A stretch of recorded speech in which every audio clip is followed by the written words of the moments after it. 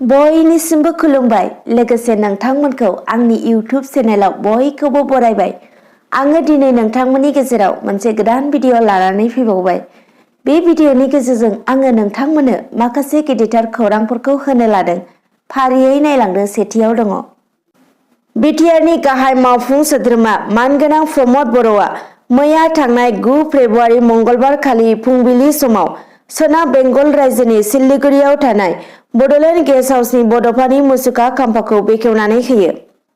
मख'नो गोनांदि बिटिआरनि गाहाय मावफुं सोद्रोमा मानगोनां प्रमद बर'आ बिटिआर हालामजों लोगोसे सोनाब बेंगल रायजोनि बड'लेण्ड गेस्ट हाउसनि बड'फानि मुसुखा खाम्फाखौ फुंनि समावनो बेखेवना होनाय खौरांखौ गावनि फेसबुक पेजनि गेजेरजों फोरमायना होदों। नैथियाव इउपिपिएल बिजेपि जिएसपि जुथायै दानाय बिटिआरनि गोदान सरकारा बिटिसि सेक्रेटारियेटआ सप्तायाव साननै बन्द थागोनखौ फोसावदों। बिटिआर खुंथायनि फोसावलायाव फोरमायनाय बायदिब्ला सप्तानि मंगलबार आरो शुक्रबार खालि सरासनस्रा सुबुंनि थाखाय बन्द फोसावनाय जादों। बे थांखिखौ 4 फेब्रुआरि खालि बिटिआरनि मावफुं आफादनि सावरायनाय मेलाव लानाय जादों होननानै फोसावलायाव फोरमायदों। मख'नो गोनांदि बिटिआर खुंथाया बे बाथ्राखौ थांनाय समबार 8 फेब्रुआरि खालारखालि गांसे फोसाव बिलाइनि गेजेरजों फोरमायनाय जादों।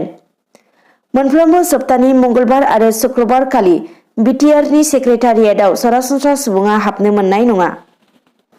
थामथियाव मरिगाव जिल्लानि बुरागाव पुलिसआ सुलुंनि खौरां बायदियै सं दाननानै सानै गान्जा फालांगिखौ हमनो हायो।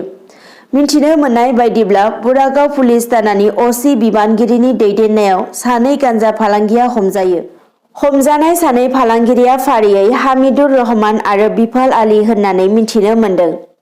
सानैनिबो न'आ दरं जिल्लानि सयामपुर थानानि सिङाव थानाय 2 नं सयामपुर गामियाव। पुलिसआ सानैबो हमजानाय फालांगिरिफोरनिफ्राय खमैबो 5 केजि गान्जाजों लोगोसे गंसे पालसार बाइक बोखांनो हायो। मख'जाथावदि गोलाव समनिफ्रायनो दरंनिफ्राय बुरा गामिसिम गान्जा फालांगि खालामबोदोंमोन सानैबो फालांगिरिया। थांनाय हराव सिखाव सुलुंनि खौरां बायदियै सानैखौबो पुलिसआ हमनो हानाय जाथायनि सायाव रायजोफोरा जोबोद गोजोननाय फोरमायदों। ब्रैथियाव बर'नि सावथुन सिजौआ 2021 मायथाइनि गल्डेन स्पेर' इन्टारनेशनेल फिल्म फेस्टिभेलाव 3 बान्था मोननो हादों। बिशाल पि सलिहा बिथाङा बे सावथुननि लिरगिरि आरो दिथागिरि। बे सावथुनखौ दिहुनदों माहारियारि बान्था आजावनो हानाय सावथुन दिहुनगिरि प्रियम केरकाटारि सलिहा आरो अम प्रकाश केरकाटारि बिथांमोना। बे सावथुनाव फाव खालामदों फारियै जयन्त नार्जारी, फानसि ब्रह्म, बिजित बसुमतारी, कमलेश्वर बसुमतारी, अम प्रकाश केरकाटारि, जेसास केरकाटारि आरो गोबां गोजाम गोदान महरगिरिफोरा। मख'नो गोनांदि बे सावथुनाव बिजित बसुमतारीया खुदिया फावगिरि अदेबानि सिजौनि आखुआव फाव खालामदों।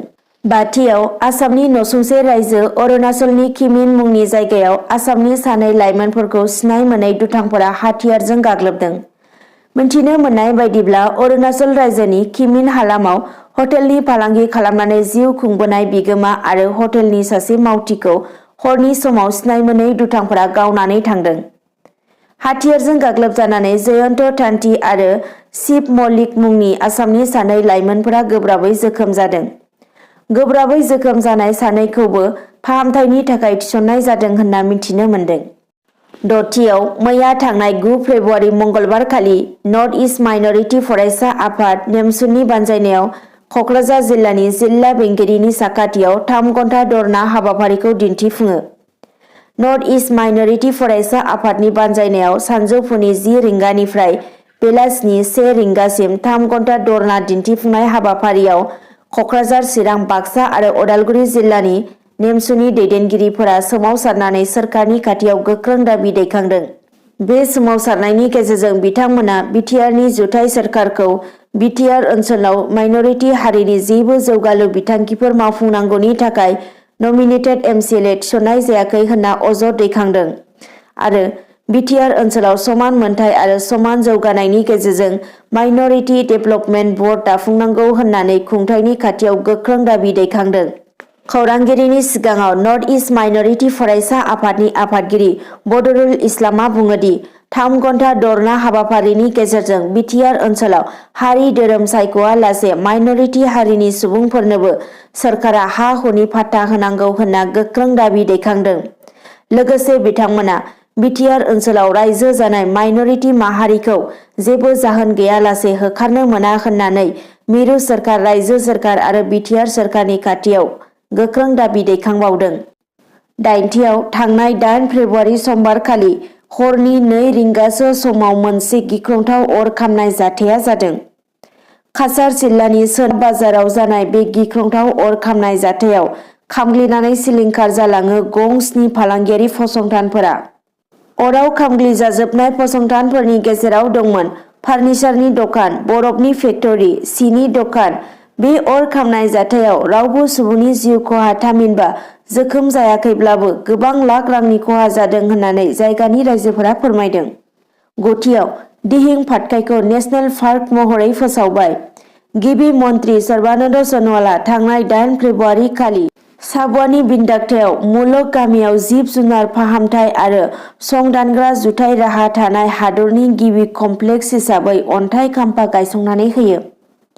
देरादुनाव थानाय भारतनि जिब जुनार फसंथाननि आवथायाव लुफुंनो लानाय बे फसंथाननि थाखाय 120 बिगा हा हगारनाय जादों। फसंथानखौ गासै 250 कौटि रांनि बाजेटजों मावफुंनो थांखि लानाय जादों।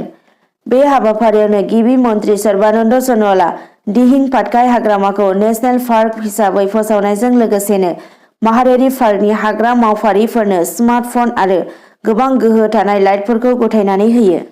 जिथियाव कक्राझार पुलिसआ सेरफांगुरि पुलिस थानानि सिङाव थानाय बेलगुरि ओनसोलनि गुदु हाग्रानिफ्राय हाथियार बोखांनो हादों।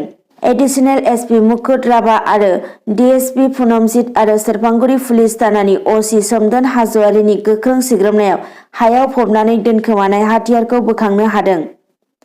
पुलिसनि सुलुङा फोरमायनाय बायदिब्ला समबारखालि मोनानि 9:30 रिंगायाव गोख्रों सिग्रोमना हा सिंनिफ्राय गंसे AK-56 राइफल, गंसे मेगजिन, गंसे 7.65 आखाइजों बानायनाय पिस्तल, गंसे मेगजिन, गर 29 राइफल, गोथां गुलिफोरखौ बोखांनो हायो होनना मिथिनो मोन्दों। दिनैनि भिडिअ'आ बेखिनियानोसै। नोंथांमोना जुदि भिडिअ'खौ नायनानै मोजां मोनदोंब्ला लाइक, कमेन्ट, शेयार, साबस्क्राइब खालामनो दाबाव। एसेनोसै, गोजोन्थों।